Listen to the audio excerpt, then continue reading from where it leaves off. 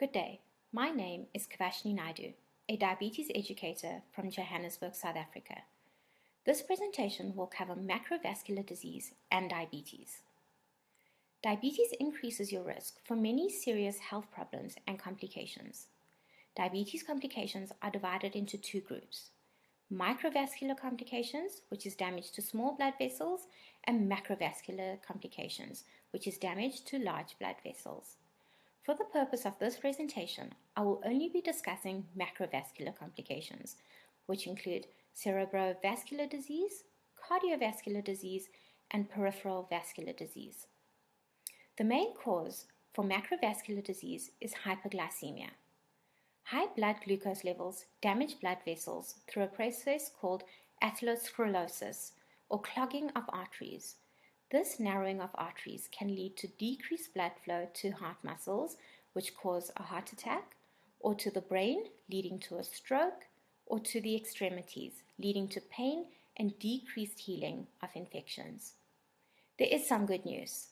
By managing your diabetes, you can lower your risk of macrovascular complications. It is important to know the ABCs of diabetes. A is for A1C. Your A1C level is also known as an estimated average glucose, which tells you your average blood glucose for the past 3 months. B is for blood pressure. High blood pressure makes your heart work harder than it should. C is for cholesterol. Your cholesterol numbers tell you the amount of fat in your blood. Some kinds, like HDL cholesterol, help protect your heart.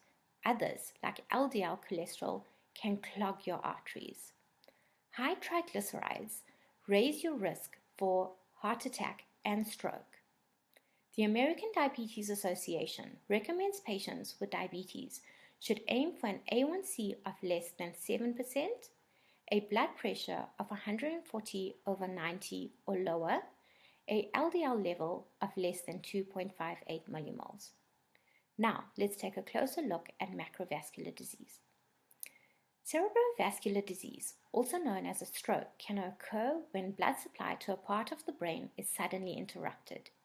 If you have diabetes, your chances of having a stroke are 1.5 times higher than in people who don't have diabetes.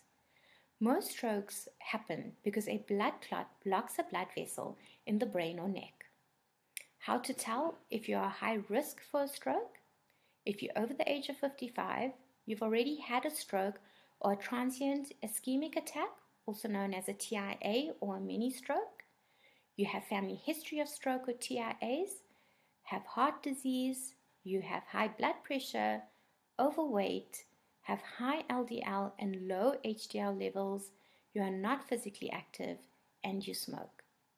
You can't change some of these risk factors, but you can lower your chances of having a stroke by taking care of your diabetes and tackling some of the other risk factors, such as losing weight. Diabetes also raises the risk of heart disease and early death. You can take specific action to prevent both. Coronary artery disease, also known as hardening of arteries, is caused by narrowing or blocking of the blood vessels that go to your heart. Your blood carries oxygen to the heart, and if the blood vessels to your heart becomes partially or totally blocked by fatty deposits, then the blood supply is reduced or cut off. Then a heart attack, sometimes called a myocardial infarction, can occur. Diabetes is treatable, but even when glucose levels are under control, it greatly increases the risk for heart disease.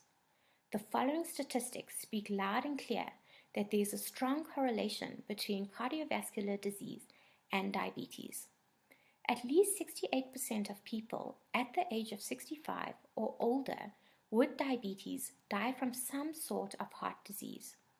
Adults with diabetes are 2 to 4 times more likely to die from heart disease than adults without diabetes. The American Heart Association considers diabetes to be one of the 7 major controllable risk factors for cardiovascular disease. How to tell if you're at high risk of cardiovascular disease? If you have high blood pressure, abnormal cholesterol and high triglyceride levels, you are obese, lack of physical activity, poorly controlled blood sugars, and you smoke. However, by managing these risk factors, patients with diabetes may avoid or delay the development of heart and blood vessel disease. For overall cardiovascular health, the American Heart Association recommends at least 150 minutes of moderate intensity aerobic exercises or 75 minutes of vigorous aerobic exercises per week, or an equivalent combination of moderate and vigorous intensity exercises plus moderate to high intensity muscle strengthening exercises at least 2 days a week for additional health benefits. Finally, peripheral arterial disease occurs when blood vessels in the legs are narrowed or blocked by fatty deposits and blood flow to your feet and legs are decreased. If you have peripheral arterial disease, you have an increased risk for heart attack and stroke. An estimated 1 out of every 3 people with diabetes over the age of 50 have this condition. However, many of these patients with warning signs don't realize that they have peripheral arterial disease and therefore don't get treatment. How to tell if you're at high risk of peripheral arterial disease? If you smoke, have high blood pressure, abnormal blood cholesterol levels, overweight, not physically active, over the age of 50, have a history of heart disease, or you've had a heart attack or a stroke, or have family history of heart disease, heart attacks, or strokes. You can't change your age or your family history, but taking care of your diabetes and the conditions that come with it can lower your chances of having peripheral arterial disease by quit smoking, aiming for an A1C level of below 7%, lower your blood pressure to less than 140/90, and some studies have found that exercise such as walking can be used to treat peripheral arterial disease and prevent it. Remember, by taking care of your diabetes and conditions that come with it can help you to lower your chances of heart and blood vessel disease.